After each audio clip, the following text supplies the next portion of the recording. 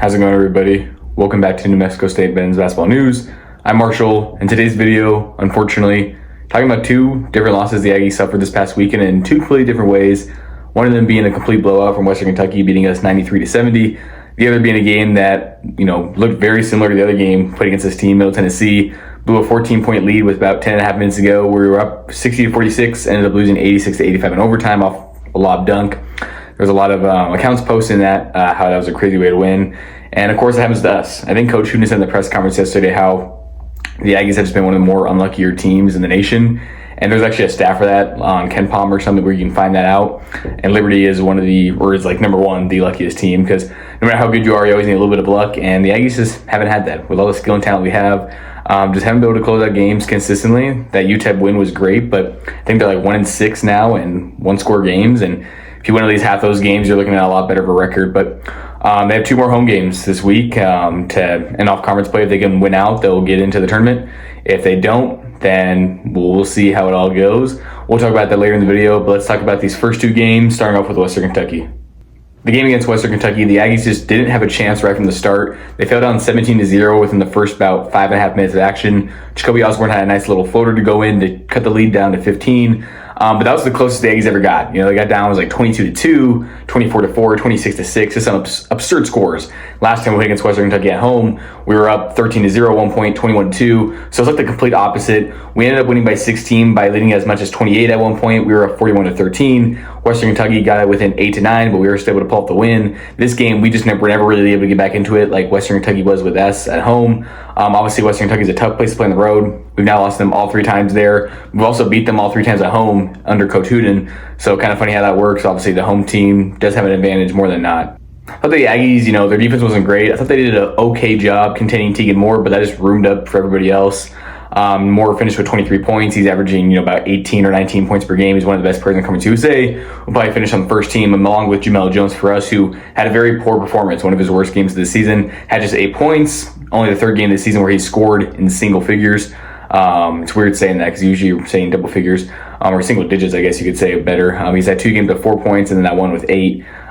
So just not a great showing from him. Hopefully he can, just keep improving from on there. And he did that the next game against Middle Tennessee at 34 points, a season high. Not a career high. He had 45 points last year at Cal State Bakersfield.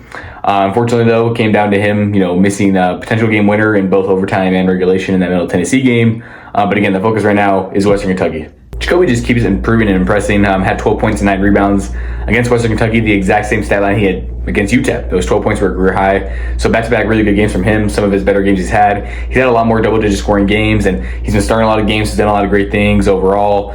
Juice Mims had a great game, 13 points, 10 rebounds, 4 for 8 shooting, shot well from the free throw line. Overall, those two guys carried that first game. Jalen Randall did come off the bench and provide some, good shots, had 10 points, had some good minutes. He's been playing a lot better recently. I asked Hooten in the press conference yesterday, what's kind of led to his improvement, and he was saying that if you can figure that out, that'd be awesome. He's been a guy that has been hard for them to figure out. Elijah Elliott had 8 points, 2 for 6 shooting, 0 for 3 from 3. He just hasn't really shot the ball that great recently. Ever since that 26-point outing at FIU, he's had a lot of not-so-great performances. He had 12 points against Jacksonville State in a win, which is another game Jalen Randall played well in. But all those points were free throws, but it was still great to see a guy shoot 12 for 12 from the line. Hopefully he can just continue to improve his shooting from, all over the field and hit those free throws. And just, if we can have both Elliott and Randall off the bench, 2 of our better players off the bench, do great things, then we're in store for some good Aggie basketball this week. Both Augustine Ekwe and Sierra Malanga had pretty solid performances. The minutes they got. Augustine only played 11 minutes, but he had 7 points, 3 blocks. Sierra Malanga only played about 8 minutes, but he had, 3 points, had a layup, had a free throw that went in. His free throws gotten a little bit better. Hopefully he can get more of an opportunity to improve himself here at the end of the year and come back next year and be a great post for us, along with Augustine. Chris Terrell, I think he's been playing pretty well recently at the guard position. Has been stepping in whenever Gabe or Elijah aren't really feeling it. I think both those guys didn't play so great against Western Kentucky. Nobody really played amazing, but Chris Terrell was able to kind of step up and be a bright spot in a game that was very challenging. As far as the Middle Tennessee game, obviously went a lot better. I think the Aggies came out with, some intensity. They wanted to bounce back after a rough outing, not even 48 hours before. It was a quick turnaround for them. Played Thursday night and then played Saturday morning for us, I guess afternoon over there. They were sluggish on offense to start. They were taking good shots as none of them were falling. Very frustrating. That's kind of been the story of the season at times for the Aggies. But Middle Tennessee also couldn't buy a shot. It wasn't until Sean Smith for the McGard hit a three with about 4 minutes into the game, and then Anthony bounced back and hit a three right from there. And overall, he had a really good game. 11 points for him, 3 for 7 from the field, I believe. Just a lot better of a game. He had a couple games in a row where he struggled. Like, I don't even think he scored against Western Kentucky. He only had 2 points the game prior against UTEP. So much better performance for him. Speaking of not scoring, though, Elijah Elliott, no points for him. Just didn't do a lot of great things. Had a lot of careless mistakes, some turnovers that almost happened. Gabe Pickens played really well on the defensive end. Thought he played really, really well. I think it's been great for him, a great story, starting the year, then kind of getting some DNPs, not playing that much, and then, implementing himself back in the starting lineup. I do think the Aggies are a lot better of a team with him in the starting lineup, even if he's not as skilled as guys like Chris or Elijah. I think he just fits that, style really well and understands Hooten's system a little bit better since he's been in the program for a little bit longer. Jalen Randall off the bench, though, played very, very well. 14 points, 5 for 11 shooting overall. He got up to a 4 for 4 start from 3, then started missing some from there. All his points came in the first half, but in a big way. We went on a 19-5 run to close the half to go up by 6 points, 42-36. He had 8 of those points with 2 threes. Overall, he did a lot of great things. Again, we really need him to shoot the ball like that, these last couple games to get us in the tournament and hopefully have a chance at, winning and surprising some people. The game did go into overtime, and it was pretty frustrating, 76-76. We held a 6-point lead with just under a minute to go. They had some big shots there at the end, just our luck, like we talked about earlier. But in the overtime, I thought we played well to start. Jacoby had this layup that was blocked, but it was goaltend. Then they reviewed the call and then said it wasn't a goaltend, and that came out to bite us at the end because if they didn't call that, we were been 2 extra points.